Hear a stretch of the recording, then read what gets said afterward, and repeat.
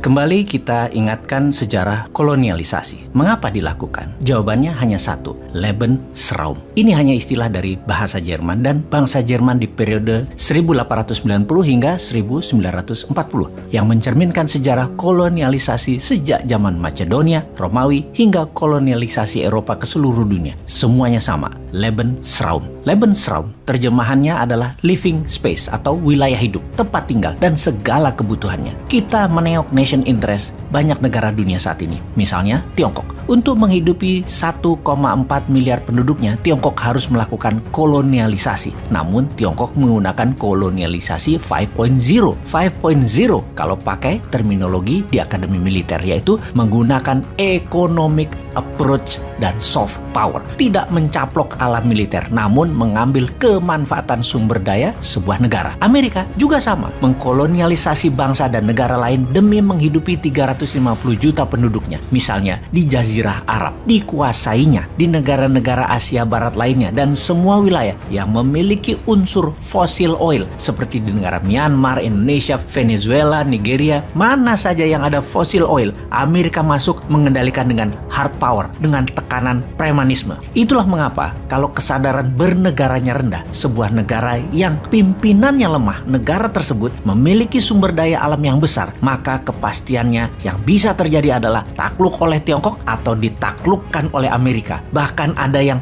takluk kepada keduanya. Intinya pastinya sumber daya alamnya yang disikat. Miskin nantinya seperti Nauru, negara kepulauan di selatan Pasifik yang kaya akan fosfat. Dalam 40 tahun disedot Amerika sampai nol. Sekarang miskin itu negara Nauru. Pemimpin lampaunya menjual tanah air sumber daya alam Nauru dan tidak menjadikan Nauru negara produktif, memanfaatkan kekayaan tersebut menjadi modal untuk membangun industri, tapi malah menjadikan negara konsumtif, paling berdagang aja. Kembali ke Lebensraumnya Rusia, negara yang wilayah daratnya luas, penduduknya 150 jutaan, namun sangat berambisi untuk mengembalikan kejayaan Soviet dan memerlukan kendali atas Eropa, dan pastinya memerlukan wilayah negara lain yang dipimpin oleh pemimpin lemah di mana wilayahnya kaya sumber daya alam. Kembali ke sejarah dunia di mana perang adalah tindakan perampokan kekayaan suatu negara. Irak menyerbu Kuwait ketika perang Teluk, itu mengambil kekayaan Kuwait, di bank Kuwait, emas Kuwait, semua disikat.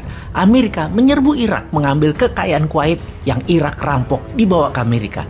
Juga sewaktu peristiwa di Libya, di Benghazi, itu perampokan kekayaannya Gaddafi, dibawa ke Amerika. Ada juga masanya Nazi, serbu Belanda, ambil cadangan emas Belanda dari rampokan kekayaan Nusantara. Lalu di tahun 1945 Amerika ambil emas rampokan Nazi asal Belanda tersebut ke Amerika. Intinya semuanya adalah bajingan, kampret, dan semuanya jahat. Inilah mengapa Ukraina penting. Ukraina mau masuk NATO dan negara NATO, Inggris dan Amerika horny banget ambil kendali negara Ukraina yang kaya sumber daya alamnya. Makanya Rusia berang, Ukraina mau masuk NATO tersebut. Mending dianeksasi sekalian karena bagian dari impian lama Putin. Rusia adalah Soviet baru. Pertanyaan berikutnya, emang Ukraina punya apa sih? Ukraina itu memiliki cadangan uranium terbesar di Eropa, cadangan titanium nomor 2 di Eropa, 12% cadangan manganis dunia, cadangan shale gasnya nomor 3 terbanyak di Eropa, cadangan batu baranya nomor 7 terbesar di dunia, cadangan iron ore-nya nomor 2 terbesar di dunia. Ditambah lagi, Ukraina adalah negara agrikultur yang besar. Secara lahan, Ukraina terbesar di Eropa. Ranking dalam memproduksi pangan agrikultur masuk top 5 dunia sebagai penghasil sunflower nomor 1 dunia, barley nomor 2 di dunia, kentang nomor 4 di dunia, lebah madu nomor 5 di dunia, telur ayam nomor 9 di dunia, gandum produksi nomor 8 dunia, dan lain sebagainya. Secara kalkulasi, hasil agrikultur Ukraina dapat memproduksi makanan untuk memenuhi kebutuhan 600 juta manusia. Di sisi lain lagi yaitu secara produksi industri Ukraina. Nomor 3 dunia produksi dan pengekspor besi. Nomor 2 terbesar di Eropa dan nomor 4 terbesar di dunia menyalur gas melalui pipa.